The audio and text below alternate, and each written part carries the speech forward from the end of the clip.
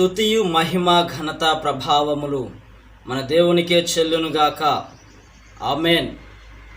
మన యొక్క ఛానల్ వీక్షిస్తున్న ప్రతి ఒక్కరికి కూడా ప్రభునామములో శుభములు ఆశీర్వాదములు కలుగునుగాక. సహోదరి సహోదరులారా, ఈ యొక్క సమయంలో ఒక ప్రాముఖ్యమైన విషయం గురించి మనము చర్చించుకుందాం. దేవుడు మనకు అనుగ్రహించినటువంటి అవయవాలలో మరి ముఖ్యంగా మన జీవితంలో దేవుడు అనుగ్రహించినటువంటి వాటిలో చాలా ప్రాముఖ్యమైన వాటి కోసం ఈ దినమున మనం చర్చించుకుందాం. ఎందుకు అంటే ఈ యొక్క అవయవము లేకపోతే ఈ పరికరము మన జీవితంలో లేకపోతే మనము ముందుకు కొనసాగలేము. ఆ యొక్క పరికరమైన లేదా అవయవము కొరకు ఈ దినమున ఈ యొక్క సమయమున మనము మాట్లాడుకుందాం. ఎందుకైనా ప్రభువు మనకు అనుగ్రహించిన సమయమును బట్టి మనం మాట్లాడుకుందాం. అదే ఆ యొక్క పరికరము ఏమిటి అంటే మన యొక్క హృదయం. ఏంటండి? మన యొక్క హృదయం. ఈ పరికరము చాలా చాలా ప్రాముఖ్యమైనది. ఈ యొక్క పరికరం ద్వారానే మనము ఆలోచించగలుగుతూ ఉంటాం. ఈ యొక్క అవయవం ద్వారానే మనము ప్రతి ఒక్కరిని కూడా అన్ని హావభావాలను ఈ పరికరం ద్వారానే మనం కనుపరచగలుగుతూ ఉంటాం. ఈ యొక్క అవయవము లేకపోతే మనము ముందుకు కొనసాగలేమేమో నాకు అనిపిస్తూ ఉంది. ఈ యొక్క అవయవం ద్వారా లేదా ఈ పరికరం ద్వారానే మనము ప్రేమను వ్యక్తపరుస్తూ ఉన్నాం, కోపమును వ్యక్తపరుస్తూ ఉన్నాం. అన్ని విషయాల్లో కూడా ఈ యొక్క హృదయము మనకు చాలా ప్రాముఖ్యమైనది కదండి. అందుకోసమనే ఇటు హృదయం గురించి దేవుడు ఏమి చెబుతున్నారో మనం ఒకసారి జ్ఞాపకం చేసుకుందాం. కనుక ఒక్కసారి మీ యొక్క పరిశుద్ధ గ్రంథమును తెరవండి.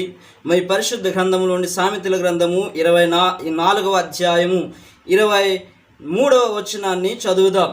సామెతల గ్రంథము 4వ అధ్యాయము 23వ వచనం. నీ హృదయంలో నుండి జీవదారులు బయలుదేరును, కాబట్టి అన్నిటికంటే ముఖ్యముగా నీ హృదయమును భద్రముగా కాపాడుకొనుము. హృదయం గురించి ఇంత చక్కగా ఎందుకు చెప్తున్నారు? అన్నిటికంటే మన యొక్క అవయవాలలో చాలా ఉన్నాయి. ఈ అవయవాలన్నిటికంటే నీ హృదయమును భద్రముగా కాపాడుకొనుము అని ఎందుకు దేవుడు క్లియర్గా ఈ యొక్క మాటను చెబుతూ ఉన్నారు? ఎందుకు అంటే ఈ యొక్క పరికరం వలన లేదా ఈ యొక్క అవయవం వలన మనము అన్ని విషయాలను ప్రజలతో వ్యక్తపరుస్తూ ఉంటాం. అంతే కదా. ఈ రోజుల్లో యవనస్తులు అయితే నా యొక్క గుండెకాయ నీకు ఇస్తున్నా, నా తలకాయ నీకు ఇస్తున్నా, నా ఆలోచనలో నువ్వే అయిపోతున్నావు అని ఏవేవో చెబుతూ ఉంటారు. కానీ ఆ హృదయము బట్టి నువ్వు జాగ్రత్త పడు, భద్రము చేసుకొనుమని ఎందుకు దేవుడు సెలవిస్తున్నాడంటే నీ హృదయంలో జీవధారలు బయలుదేరాలని ఆశపడుతున్నాడు దేవుడు. అర్థమవుతుందా? నీ హృదయంలో జీవధారలు బయలుదేరాలి. ఇది చాలా ప్రాముఖ్యమైనది. అందుకోసమని ప్రియమైన సహోదరి సహోదరులారా, మన యొక్క హృదయంలో ఎవరిని ఉంచుతూ ఉన్నాం, ఎవరి కోసం మాట్లాడుతూ ఉన్నాం? క్రీస్తును అంగీకరించినప్పుడు మన హృదయం ఎలా ఉండేది? క్రీస్తును అంగీకరించకముందు మన హృదయం ఎలా ఉండేది? కనుక ఈ విషయాలను మీరు ఒకసారి గుర్తు చేసుకోవాల్సిందిగా ప్రభుపేట మనవి చేస్తూ ఉన్నాను. ఎందుకంటే మన హృదయంలో జీవధారలు బయలుదేరుతాయి. అందుకోసమని దేవుడు కూడా చెప్తూ ఉన్నారు, నీ హృదయము నా కిమ్ము, నా మార్గములు నీ కనులకు ఇంపుగా ఉండనిమ్ము అని సామెతల గ్రంథములో 23వ అధ్యాయము 26వ వచనంలో చాలా స్పష్టంగా సెలవిస్తూ ఉన్నాడు. ఎందుకు? దేవునికి హృదయం ఇస్తే మనకు వచ్చే లాభం ఏంటంటే జీవజల నదులు పారుతాయి. ఆ హృదయము ఎల్లప్పుడూ పుష్కలంగా సంతోషముగా కొనసాగుతుంటుంది. కనుక గుర్తుపెట్టుకోవని నిన్ను ప్రభుపేట మనవి చేస్తూ ఉన్నాను. అదే నీ హృదయంలో సాతానుకి స్థానం ఇచ్చుంటే నీ హృదయము లేదా నీ యొక్క జీవితము అయోమయం అయిపోతుంది. ఈ హృదయము ద్వారానే మనిషి ఎలా ఉంటున్నాడో తెలియజేయబడుతుంది. అందుకోసమని ప్రియమైన వారలారా, గుర్తుపెట్టుకోండి, మన హృదయమును జాగ్రత్తగా కాపాడుకుందాం. ప్రభువు ఇచ్చినటువంటి ఈ యొక్క మంచి మనస్సు, మంచి హృదయం నువ్వు జాగ్రత్తగా కాపాడుకోవాల్సిందిగా ప్రభుపేట మనం చేస్తూ ఉన్నాను. క్రీస్తు నీలోనికి వచ్చినప్పుడు నీ హృదయం ఆనందంతో ఉప్పొంగుతుంది. క్రీస్తు లేనప్పుడు నీ యొక్క హృదయం కృంగిపోతూ ఉంది.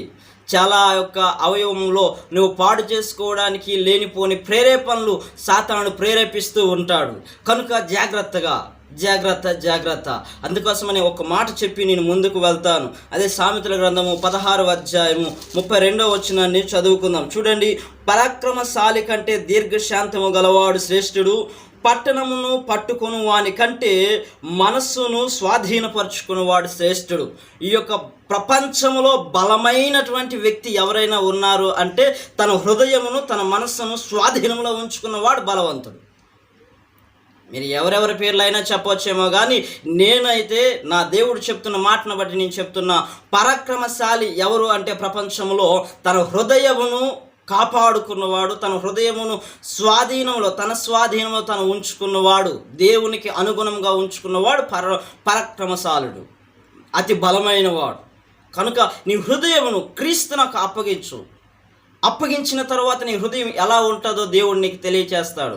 ఇంకా యేసుక్రీస్తు వారు ఒక మంచి మాట సెలవిస్తూ ఉంటారు, హృదయము నిండిన దాన్ని బట్టియే నోరు మాట్లాడును అని. అది మత్తయి సువార్త 12వ అధ్యాయంలో ఆ యొక్క మాటలు రాయబడతా ఉంటాయి. కనుక నీ హృదయము నిండిన దాన్ని బట్టి నువ్వు ప్రేమతో నింపబడితే ప్రేమగా మాట్లాడతావు, లేని చెడు అలవాట్లతో నింపబడితే చెడు అలవాట్ల గురించే మాట్లాడతావు. కనుక గుర్తుపెట్టుకోండి ప్రియమైన సహోదరి సహోదరులారా, నీ హృదయము జాగ్రత్త, నీ హృదయమును జాగ్రత్తగా నువ్వు కాపాడుకుంటే నువ్వు సమస్తమును జయించగలుగుతావు. అందుకోసమని హృదయంలో నుండే క్రూర ఆలోచనలు వస్తాయి, ఈ హృదయంలో నుండే సమస్తమైన చెడు ఆలోచనలు, నీ హృదయంలో నుండే మంచి ఆలోచనలు అనేకములు వస్తాయి. కనుక ప్రియమైన వారలారా, ఇక్కడ నుండి మన జీవితంలో ఈ యొక్క మంచి ఆలోచనతో నింపబడి దేవుడిచ్చినటువంటి ఈ మంచి హృదయమును మన దేవునికి ఇద్దాం. అందుకోసమనే యేసయ్య అంటాడు, నా కుమారుడా నీ హృదయము నాకిమ్ము అని. ఇక్కడ నుండి నీ హృదయమును యేసయ్యకి ఇవ్వడానికి సిద్ధంగా ఉన్నావా? నేనైతే ఇచ్చాను, నీవు కూడా ఇయ్యాలని నేను ఆశపడుతూ ఉన్నాను. ఇచ్చినప్పుడు నీ యొక్క జీవితము సంతోషమయముగాను ఆనందకరముగాను ఉంటూ అనేకులకు ఆశీర్వాదకరముగా ఉంటావు. అట్టి కృపలో నీ యేసయ్య నడిపించాలని నేను కోరుకుంటూ ఉన్నాను. ఇక నుండి నీ హృదయమును యేసయ్యకి ఇయ్యు. అప్పటి నుండి నీ యొక్క జీవితం ఎంత ఆనందమయంతో వెళ్తుందో నువ్వే చూస్తావు. అట్టి కృపలో అట్టి ఆశీర్వాదముని యేసయ్య నీకు ఇచ్చునుగాక. ఆమేన్.